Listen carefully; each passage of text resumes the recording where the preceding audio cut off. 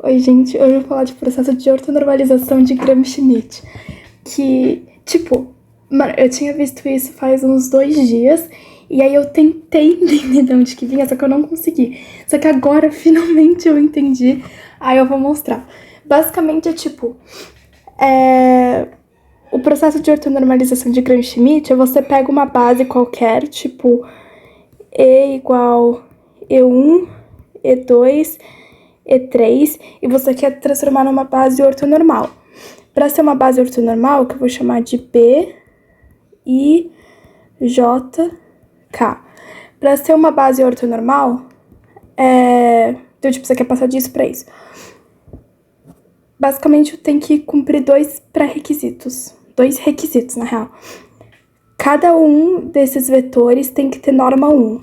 Ou seja, a norma de I tem que ser igual à norma de J, que tem que ser igual à norma de K. Norma é o complemento do vetor, é tipo um módulo. Na verdade, é módulo também, pode chamar dos dois jeitos. Então, tipo, aqui você tem um vetor A. Vamos supor que esse vetor tem 4 centímetros. Então, a norma do vetor é 4. Então, cada um desses vetores tem que ter norma 1. Então, o módulo dele tem que ser igual a 1. E eles têm que ser todos perpendiculares entre si. Então, I tem que ser perpendicular a J, I tem que ser perpendicular a K, e J tem que ser perpendicular a K. Basicamente, o que você vai ter é isso aqui.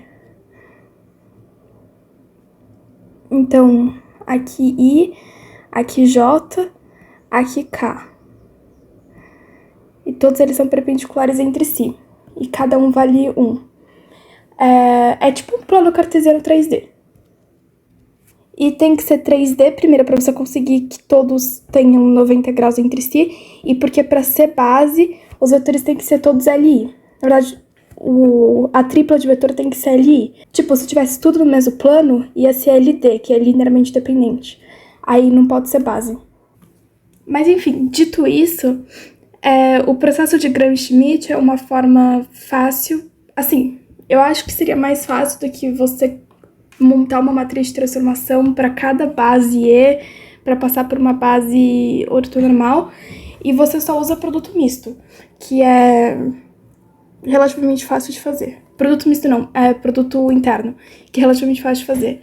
Então, Então tá, imagina que E seja uma base tipo assim, aqui tem um plano,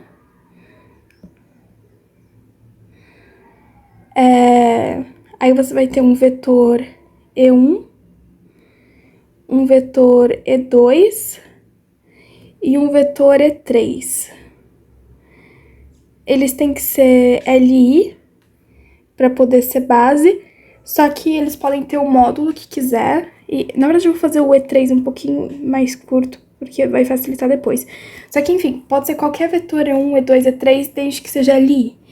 E, então, tipo, aqui pode ser o ângulo que eu quiser, aqui também, enfim. E a norma deles também pode ser qualquer uma. Inclusive, poderia ser já ortonormal, só que aí, enfim, você não tem que transformar.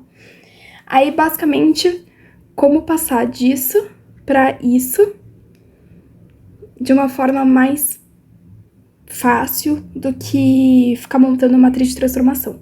Até porque a gente não sabe qual que é o equivalente desses como que seriam esses vetores na base B. Então, basicamente, o que tem que fazer é o seguinte, são 3 etapas.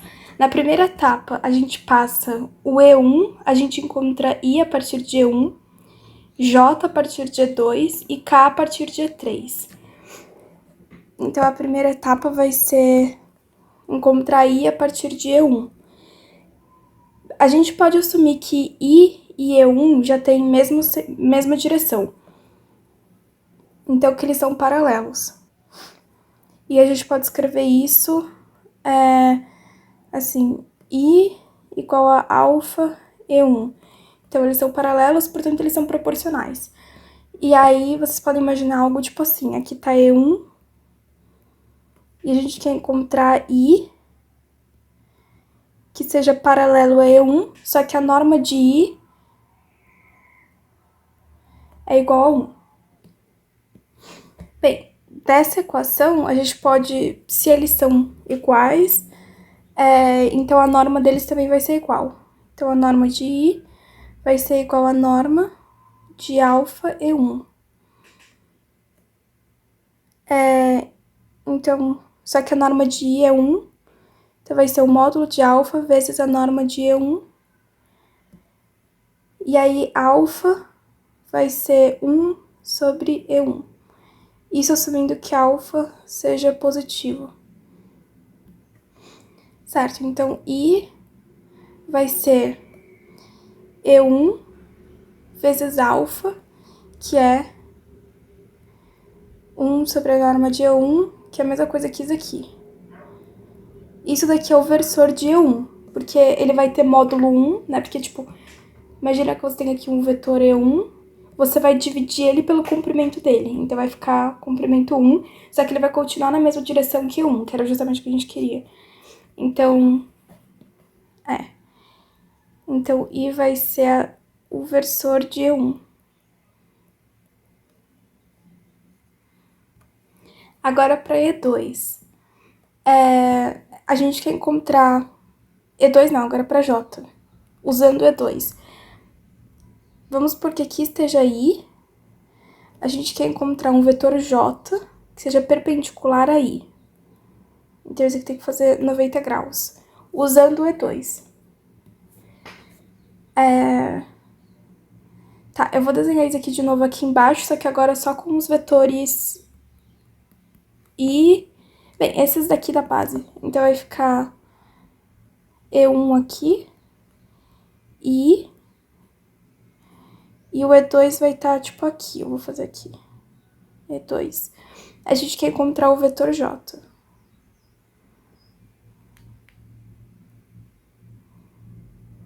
E isso aqui tem que ter 90 graus. Aí, tá. Se a gente for traçar a... Como é que fala? A projeção de E2 aqui, isso daqui vai valer... Então, tudo isso aqui... eu vou desenhar de rosa. Tá. Esse vetor aqui vai ser a projeção ortogonal. Então, vamos supor que aqui vale θ. Então, vai ser a projeção ortogonal de E2 em I ou em E1, tanto faz, porque eles são paralelos. Porque esse vetor, ele tem a mesma direção que I, e na real é mais fácil fazer com I do que com E1, porque I tem norma 1 e a gente já definiu I, então ele vai ter a mesma direção que I, e o comprimento dele vai ser E2 vezes o cosseno entre I e E2. Na pesquisa que é um triângulo retângulo, então isso daqui vai ter comprimento de E2, só que o cosseno de θ é isso daqui que a gente quer achar, que eu vou chamar de P. Então, vai ser o módulo de P é o cosseno adjacente sobre hipotenusa. Então, o módulo de P vai ser o módulo de E2 vezes cosseno de θ. E aí, o vetor P vai ser o módulo de E2 vezes cosseno de θ na direção de I. Só que a gente não tem θ. Então, tipo, não vale a pena ficar colocando mais coisa. Só que o produto interno de E2 com I vai ser o módulo de E2 vezes o módulo de I, que é 1, vezes o cosseno entre E2 e I. Isso daqui é a mesma coisa que isso aqui. Então, a gente pode reescrever isso aqui como sendo P igual E2 vezes I, quer dizer, o produto interno de E2 e I vezes I. Isso aqui dá um número real, isso aqui é um vetor. Então, você vai ter um vetor com esse comprimento na direção de I. E aí, só que o que a gente quer é J. J vai estar na mesma direção que esse vetor aqui, que eu vou chamar de Q. Porque Q é perpendicular ao vetor I, que é o que a gente quer encontrar aqui para J. Aí, ok, analisando esse triângulo, a gente tem o vetor E2 aqui, tem o vetor P e o vetor Q. Partindo daqui, o vetor P mais o vetor Q chega aqui. Então, vamos por isso aqui. OP mais PO igual a OQ. Só que OQ igual a E2. Então, E2 igual a P mais Q. Isolando o Q, que é o que a gente quer encontrar, E2 igual... Q igual a E2 menos P. Só que P é igual a... Calma aí. E2 menos I vezes I. Opa. Ponto I, não é menos. E também, outro jeito de escrever isso aqui é que P é a projeção ortogonal de E2 em I. Então, pode escrever assim. Proj E2 I. E aí, isso daqui ia ficar Q igual E2 menos proj E2 I. Aí, certo, Q vai ter mesma direção que o que a gente quer para J. Então, Q. Só que J precisa ter norma 1. Então, é só a gente dividir esse vetor pelo módulo dele. E aí vai ficar J, vou fazer de roxo. J vai ser igual ao vetor Q pela norma dele. Aí, ok, até aqui era meio intuitivo de entender, eu já consegui entender antes. Aí, o mais difícil é encontrar o K em função de E3. Porque E1 e E2 estavam no mesmo plano. Então, tipo, só com...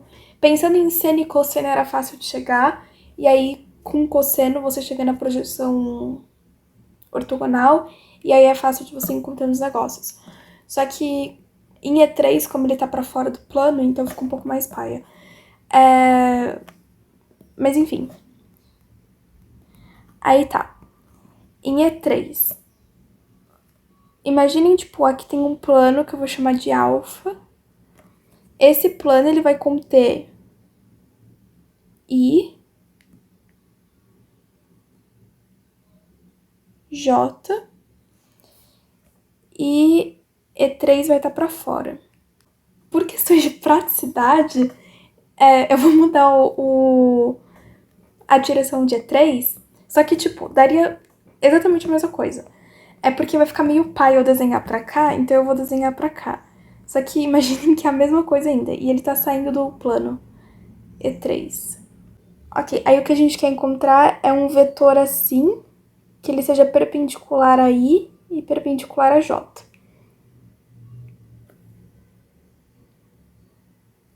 Com E3 já daria pra encontrar aqui. E aí, tipo, você teria... Tá, aqui também ficou meio paia. Eu vou desenhar isso aqui maior aqui. Tipo, imagina que tem E1. Aqui é a continuação de E1. J. Aqui é a continuação de J. Deixa eu fazer assim, que eu acho que ficou melhor. Aqui é a continuação de J. E E3 aqui.